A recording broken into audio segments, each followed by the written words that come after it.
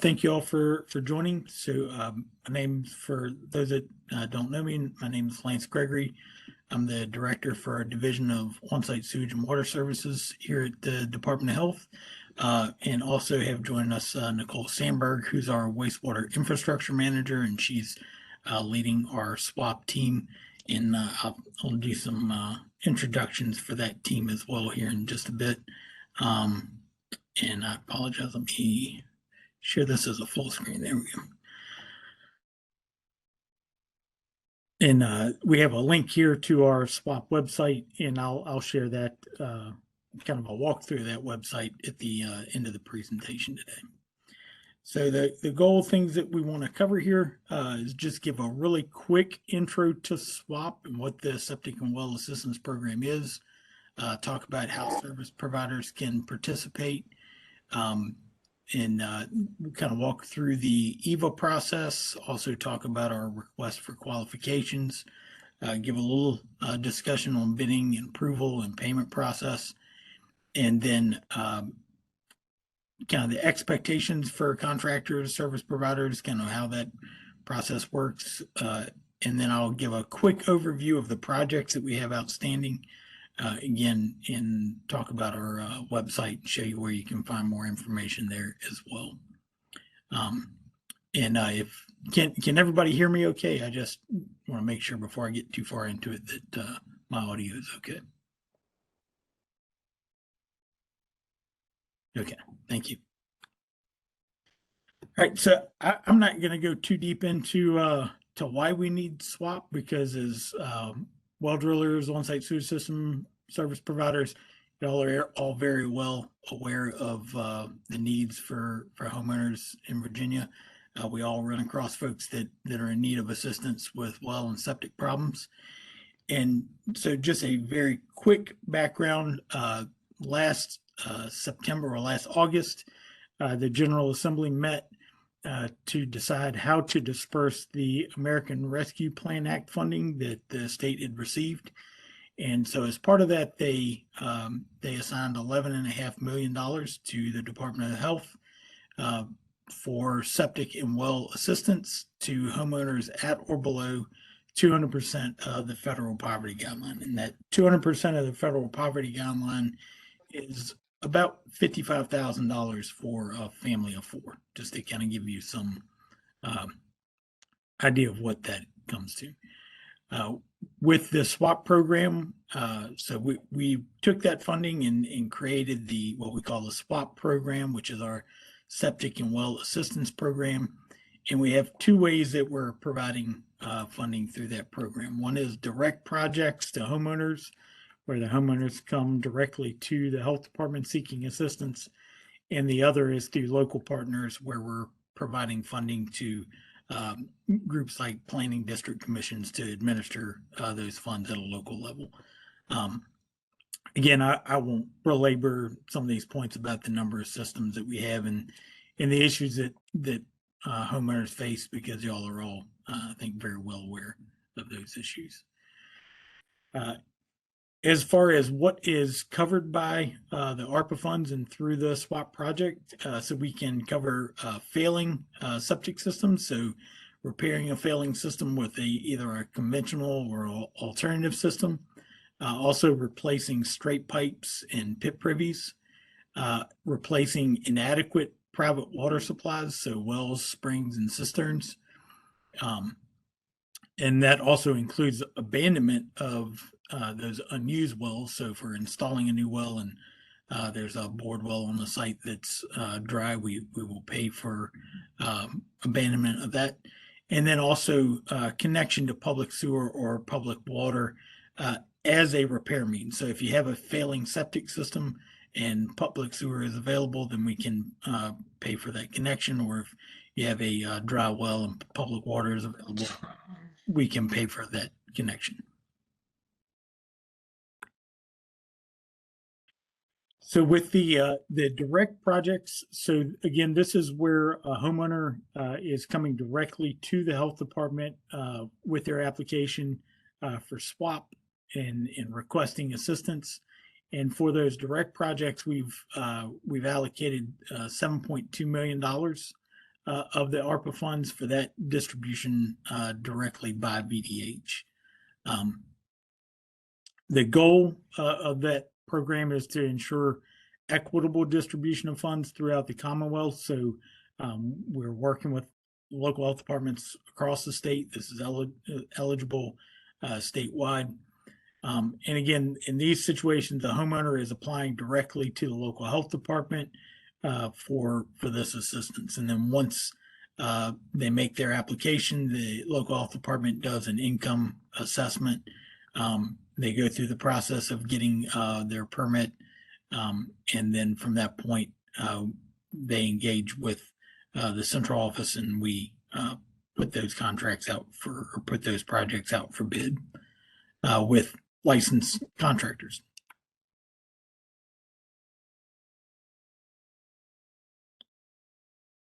Sorry, okay, there we go. The other, and I may not have a slide on it, the other way that we're doing funding is through local partners. We had a request for application for those local partners. The first one closed back in June, and we had two partners in the eastern part of the state that applied for funding there that equals just under $600,000. And we had the second round of requests for application for the local partners just ended August 1st, and we did receive two additional requests there for an additional $600,000. So that would be 1.5 million in allocations there that we've received requests for. We do have an open process for another RFA for those local partners that closes in November. And so in those cases, the process will be a little bit different. If a homeowner is seeking assistance in those areas, then they would submit their applications to that local partner and work with them.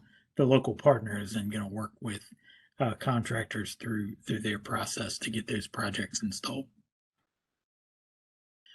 As far as the status of our direct projects, so we did not do much, if any, outreach on the SWAP program. Our initial thought was to roll it out, have a few go through the process, kind of work through the process, make sure we had everything down, and then do some outreach to targeted areas. And right off the bat, we just got a ton of applications.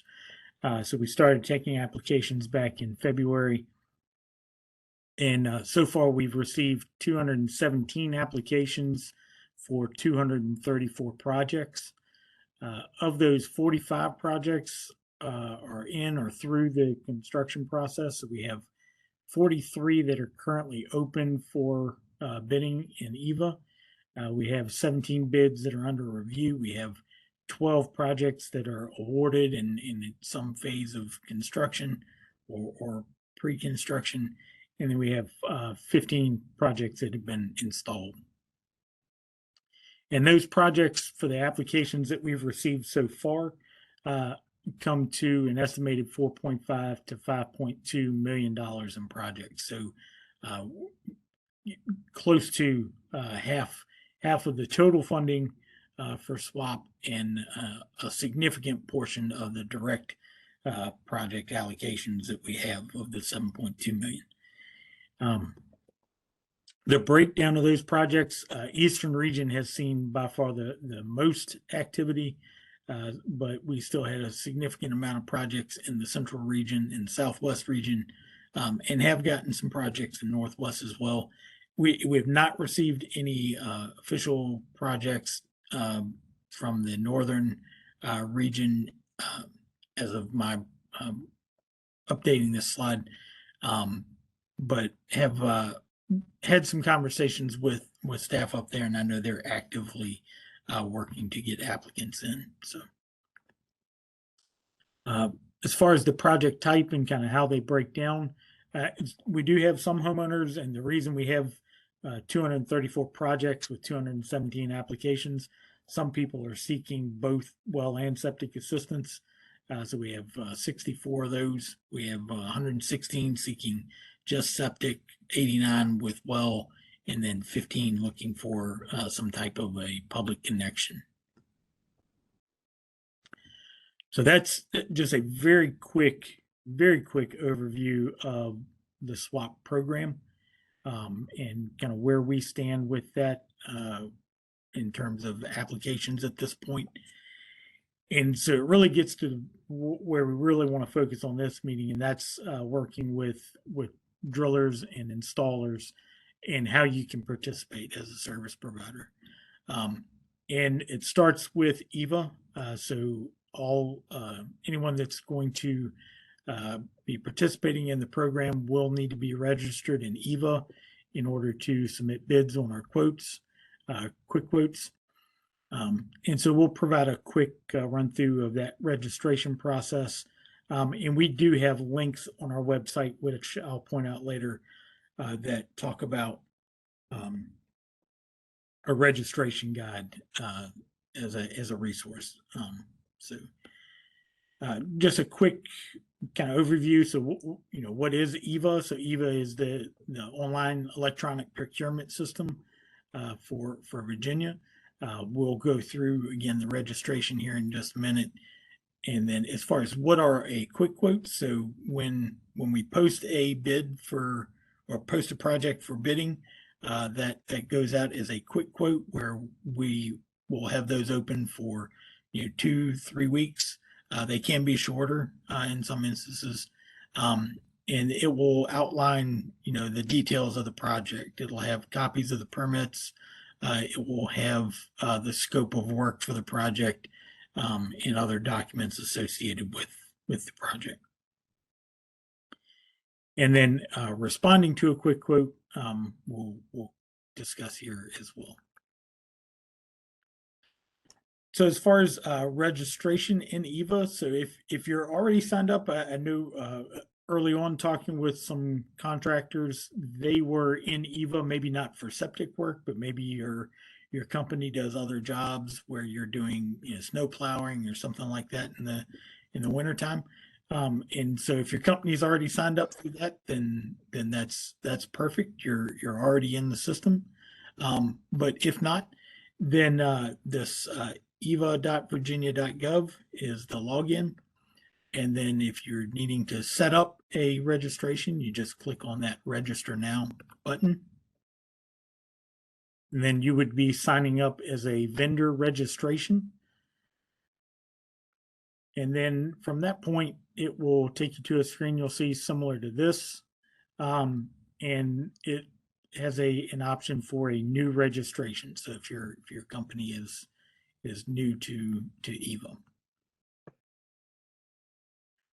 This page, it's not very zoomed in, but this really is just kind of a general description. It's an agreement document with EVA that you'll want to read through. It's kind of terms of service, so you'll definitely want to read through that carefully. And then at that point, if you're in agreement with those terms, then accepting those terms, and then it will take you forward to putting in information with regards to your company. So it will ask, you can see some of the questions here, your company name, and then these items that have a red star would be required field. So the name of your company, address, things of that nature. Notification of bids. So one thing to note, that once you are signed up in EVA and you select the types of services that you provide, when we put out the bids for SWAP projects, we select the service type, and anyone that has that service type selected as something that they provide and selects notification of bids, say by email, then you would get an email notification letting you know that, hey, there's a new project in your area that's within the service that you provide.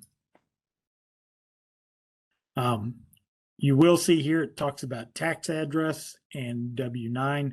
One of the components of signing up in EVA, if you're selected for a project to actually get paid for that project, you will have to submit a W-9 so that that you can get paid.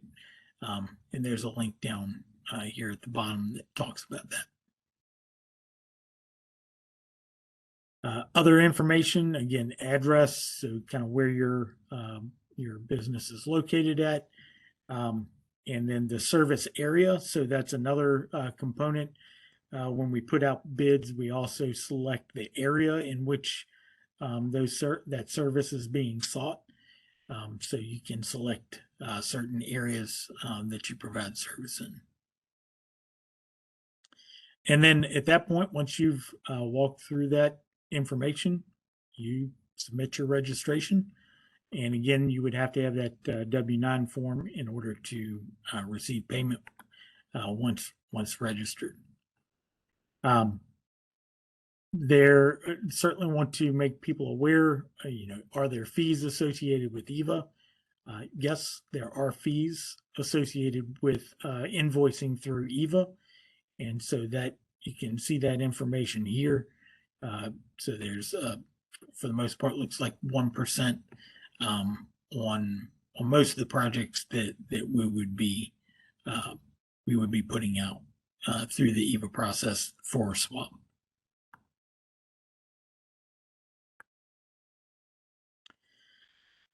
So one thing we wanted to talk about is kind of business implications. We get a lot of folks asking about, what does this mean? Because this is a federally funded project, does that mean that I have to comply with a bunch of federal requirements? And the answer to that is no. You would have to comply with the terms and conditions of the swap program, and so those terms and conditions are posted with each of the scope of works and the quick quotes when we post those. But you're not a federal contractor. You're being contracted through VDH. And so I know there's been a lot of folks that felt like there was going to be a lot of additional things that they would have to submit or do in order to get into EVA and to submit these bids. But it really is just those fields that are on that EVA website that we walked through very quickly just a moment ago.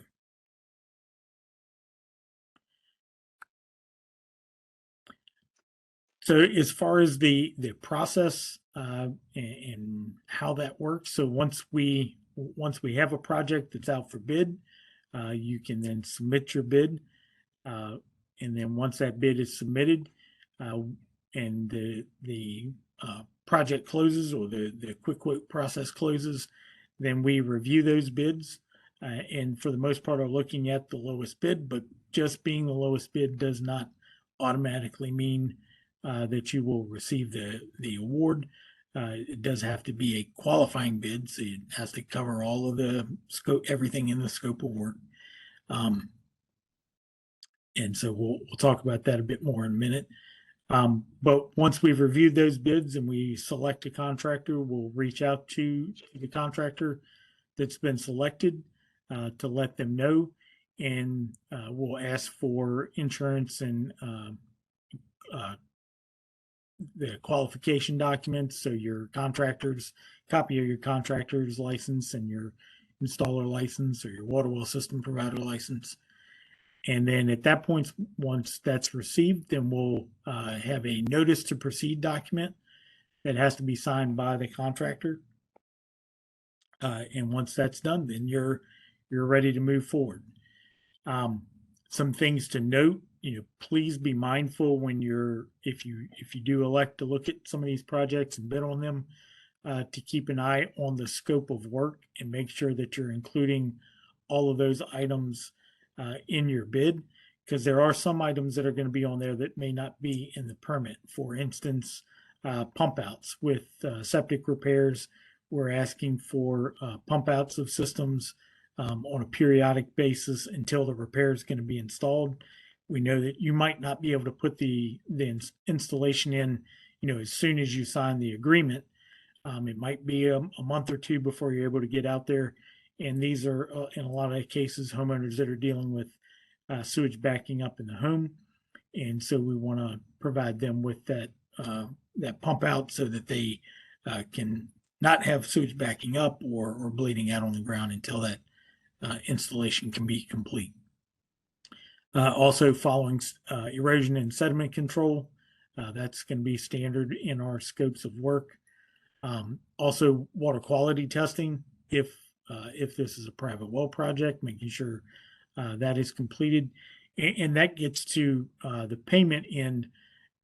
So in order to receive payment, you'll send us an invoice, but in order for us to process that, the things that we're looking for are making sure that a completion statement has been submitted and all the other documents, and ultimately looking to see that an operations permit has been issued by the local health department, or a record of inspection for the well has been issued by the health department, verifying that that system is complete and ready to go.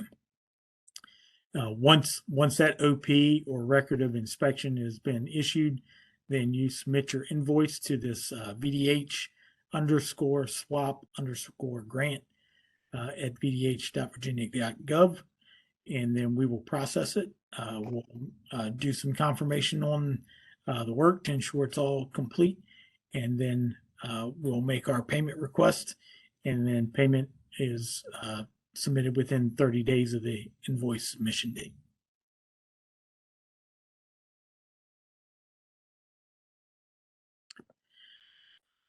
Some reminders on just if you do submit bids and get awarded contracts, make sure that you're not doing work without a notice to proceed. Make sure that you have that first. Again, read the full scope of work, make sure that those things are being incorporated, the pump outs, the abandonment of existing wells or abandonment of existing septic tanks, the ENS. Again, keep in mind, lowest bid does not equal automatic approval. It does still have to be a qualifying bid. You have to incorporate all of the aspects of the scope of work in that bid. There is a option for site visits prior to bidding. Initially, we were having a standard site visit where the local health department would be available for a 1 hour time frame.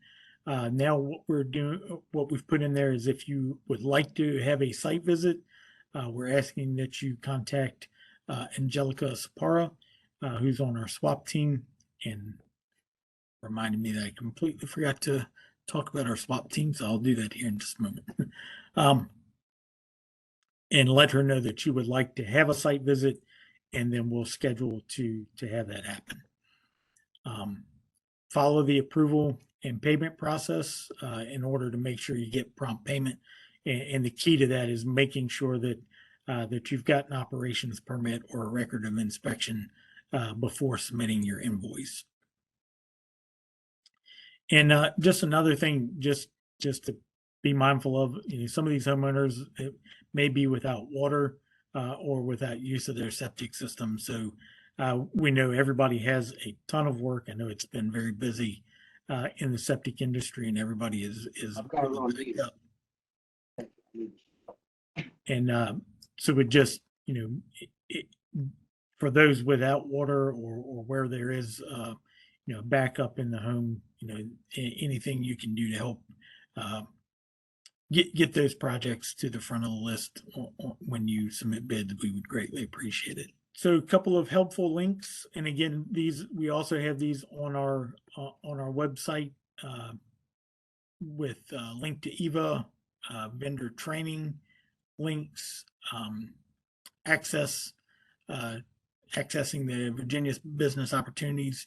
We'll post this presentation on our website, and so you'll be able to access these links.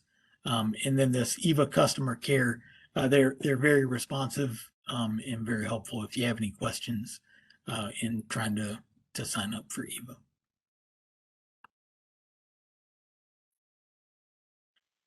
Another item that I want to talk about real quick is our request for qualification. So we're putting these projects out for bid and seeking qualifications and having to check those qualifications for every bid.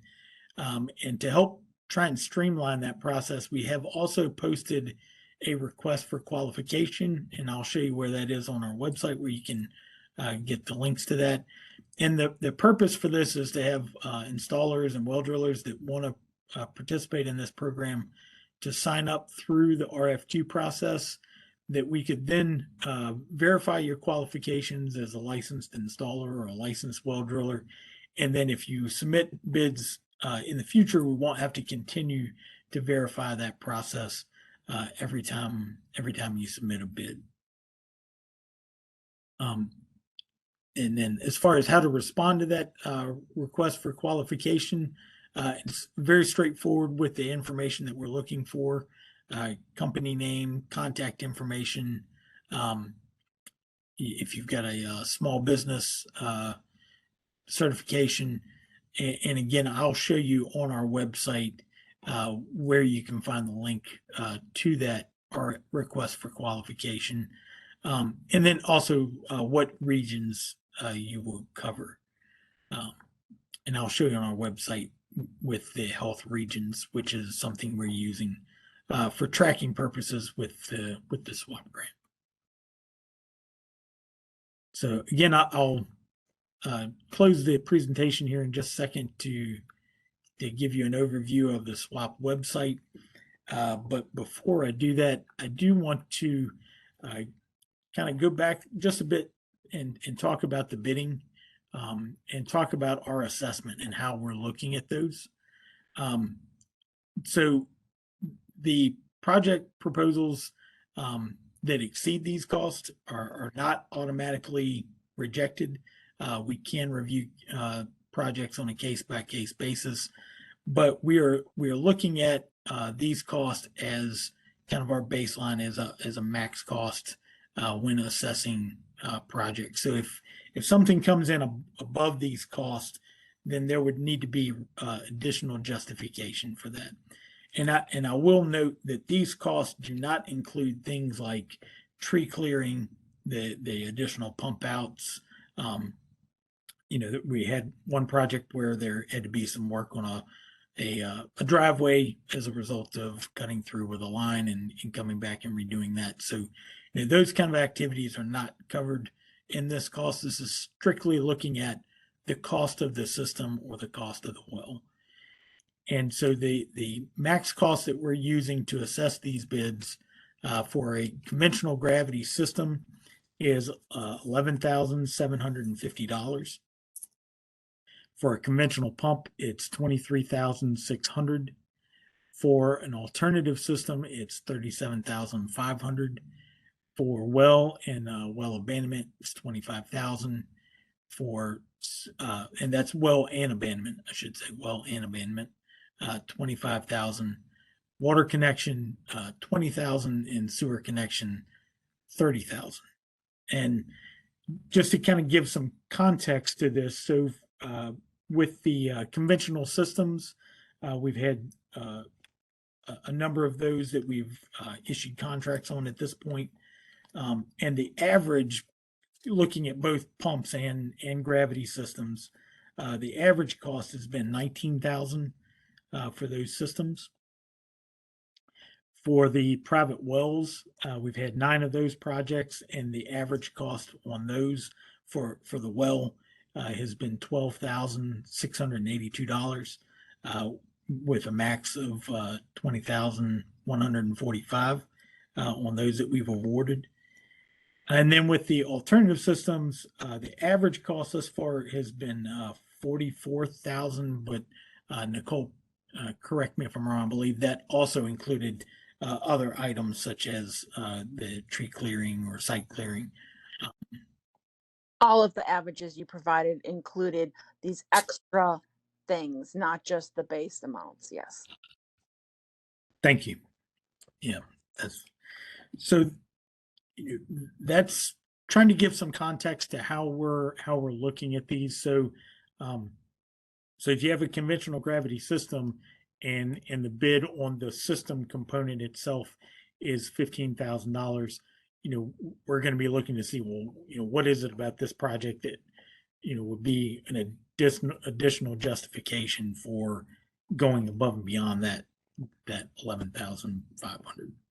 And I should just mention that includes site stabilization E&S, and includes abandonment of the septic components. The only thing that it doesn't include is the extra costs for pump outs that we require. And site clearing.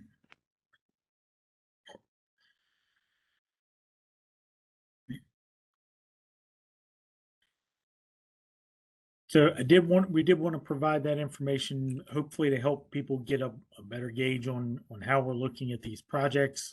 We've had, certainly projects that we've gotten acceptable bids on. We've been able to get some projects in the ground, but we have had a number of projects that have gone out for bid multiple times. And I do want to also note, with regards to those numbers, we do understand that you can run into problems or run into things that are unexpected. And so we do have a process where we can make changes and modifications to those agreements to a certain extent. If you run into additional cost or additional unforeseen issues. So that is something that we can work with you on. And with the bid process, we do also provide a mechanism that if you think there may be additional cost, you can provide those as kind of like a second line item of, if I run into this problem, this is what I would charge. So did want to point that out. I should have noted this right at the beginning of the meeting, but we've got a really great team that we've brought together to implement this program. So as I mentioned, Nicole Sandberg is our wastewater infrastructure manager, and that's a new position within VDH. So Nicole is looking at not just SWAP, but also other funding opportunities that are out there for us to help address wastewater needs in the Commonwealth. And then we also have Angelica Sapara, who's our business analyst or business manager for this CERCAP, or for the SWAP program. And her contact information is there. If you have any questions on the request for qualification, you can reach out to her. You can also reach out to Nicole or I with questions on SWAP. And then we do have regional coordinators that are also assisting us, and they've been a tremendous help. We were able to bring them on board here in the last few months. So we've split up into an Eastern region, Central region, and Western region. So our Eastern region coordinator is Amy Pemberton. And if you worked in that area, you're probably very familiar with Amy. She worked at the local health department for a number of years before going and working with CERCAP for a little while, and then we were able to steal her away. For our central region, we have Tawana Athey, and Tawana has been terrific working with the homeowners and helping get them through the process. And so if you have a project in the central region, she would be a point of contact for you as well. And then in the western region, we have Devin Jornet, and Devin previously worked at CERCAP as well, so he's very familiar with these programs, and it's a great resource if you have questions about projects in that area.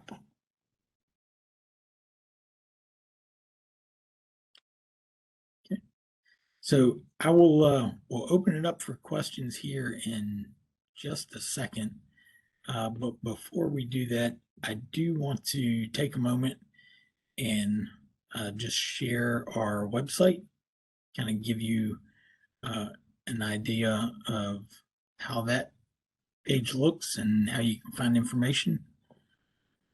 So if you go to this URL up here, vdh.virginia.gov/environmental health SWAP, and then you can come down here.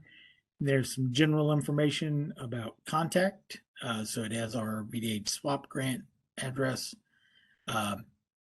We talk about the federal poverty guidelines, so we kind of break down what that is per number of people in a household, and then the eligibility guidance document that we're using to verify that. But for contractors and particular of interest for y'all is down here at the bottom. And this is where we have the links for the request for qualification that I talked about. And we'll also post the information from this meeting, and then the new vendor registration guide and responding to quick quote guide for EVA. So if you're interested with that, that's a good resource for you. So there's a lot of information there, much more than I can share in just a few minutes. And the last item that I wanted to share is just kind of a breakdown to show you of the projects that we have out for bid right now at the moment. So this is our list of current projects that are out for bid right now at the moment. So it's a pretty decent list. We've got 44 of them actually. There's 6 alternative systems, 13 conventional systems, 1 well abandonment, and 24 well installation and abandonment projects. So quite a few projects still out there. And we have well over 100 more that we'll be putting out here in the near future.